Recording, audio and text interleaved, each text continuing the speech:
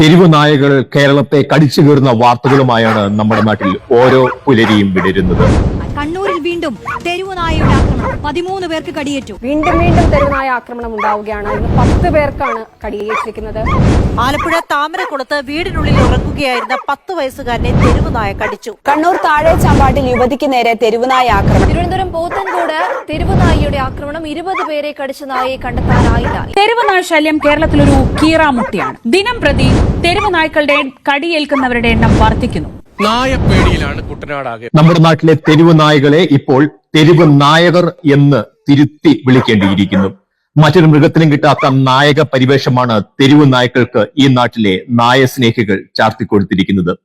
തെരുവ് നായകൾ തെരുവുകളിൽ യഥേഷ്ടം വിലസുമ്പോൾ ഇവിടെ സാംസ്കാരിക നായകർ പോലും ഈ വിഷയത്തിൽ മൗനികളാണ്.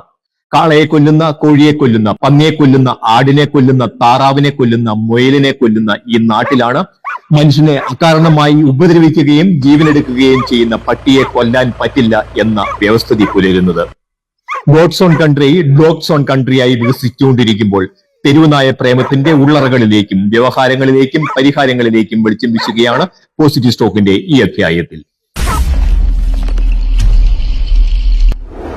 ഇക്കഴിഞ്ഞ മെയ് മാസത്തിൽ കേന്ദ്ര മൃഗസംരക്ഷണ മന്ത്രി ലോക്സഭയിൽ പറഞ്ഞ കണക്ക് അറിയുക. 2022 തെരുവ് നായ്ക്കൾ കടിച്ചു കുറഞ്ഞത് 22 ലക്ഷത്തോളം പേരെയായിരുന്നുവെങ്കിൽ 2023 അത് 30 ലക്ഷവും 2024 37 ലക്ഷവും ആയി വർദ്ധിച്ചു. തെരുവ് നായ്ക്കളുടെ കടിയേൽക്കുന്നവരുടെ എണ്ണം ഓരോ വർഷവും 7 ലക്ഷം വെച്ചാണ് നമ്മുടെ രാജ്യത്ത് വർദ്ധിച്ചുകൊണ്ടിരിക്കുന്നത്. വികസിത രാജ്യങ്ങളിലൊന്നും, അമേരിക്കയിലോ സൗദിയിലോ കുവൈറ്റിലോ ഹോങ്കോങ്ങിലോ സിംഗപ്പൂരിലോ ചൈനയിലോ ഒന്നും ഒരു വ്യക്തിക്ക് പോലും തെരുവുനായ ആക്രമണത്തിൽ ജീവൻ നഷ്ടമാകുന്നില്ല. അമേരിക്കയിൽ ഒരു വർഷം 27 ലക്ഷത്തോളം നായകളെയും പൂച്ചകളെയും ദയാവധം നടത്തുന്നുണ്ട്. കേരളത്തിലെ സ്ഥിതി, കഴിഞ്ഞ ഒരു പതിറ്റാണ്ടിനിടയിൽ 22,50,000 പേർക്കാണ് നമ്മുടെ നാട്ടിൽ കടിയേറ്റത്. മരിച്ചത് 160 പേർ. 2014 തൊട്ട് 2020 വരെയുള്ള 7 വർഷം കൊണ്ട് 9,80,000 പേർക്ക് പട്ടിയുടെ കടിയേൽക്കുകയും 55 പേർ വിഷബാധയേറ്റ് മരിക്കുകയും ചെയ്തു. 2021 മുതൽ 25 വരെയുള്ള 4.5 വർഷത്തെ കണക്കിൽ 12,50,000 പേർക്ക് നായയുടെ കടിയേൽക്കുകയും 180 പേർ മരണപ്പെടുകയും ചെയ്തിരിക്കുന്നു. തെരുവുനായ വിഷയം കഴിഞ്ഞ ദിവസം സുപ്രീം കോടതി കയറിയപ്പോൾ ഭാരതത്തിലെ ഏറ്റവും വിലയേറിയ 2 അഭിഭാഷകരായ കപിൽ സിബലും അഭിഷേക് മനു സിംഘിയുമാണ് കോടതിയിൽ നായ്ക്കൾക്കായി വക്കാലത്ത് ഏറ്റെടുത്തത്. അതെ, നായപ്രേമികൾ അതിസമ്പന്നരാണ്. എങ്ങനെ? ഇന്ത്യയിൽ ഒരു വർഷം 2,400 കോടി രൂപയുടെ വിഷ വാക്സിൻ കച്ചവടം നടക്കുന്നു എന്ന് ഔദ്യോഗിക കണക്കനുസരിച്ചും 7,000 കോടി രൂപയ്ക്ക് മുകളിൽ ഈ തുക വരുമെന്ന അനൌദ്യോഗിക കണക്കുകളും പറയുന്നു. കേരളത്തിൽ പ്രതിവർഷം ഇപ്പോൾ 12 കോടിയിലേറെയാണ് ഈ വകുപ്പിൽ ചെലവഴിക്കുന്നത്. അതുകൊണ്ട് കേരളത്തിലെ പൊതുനിരത്തുകളിൽ നായകൾ നിറയേണ്ടതും ജനങ്ങൾക്ക് നായകളുടെ കടിയേൽക്കേണ്ടതും വാക്സിൻ മാഫിയയുടെ ആവശ്യമാണ്.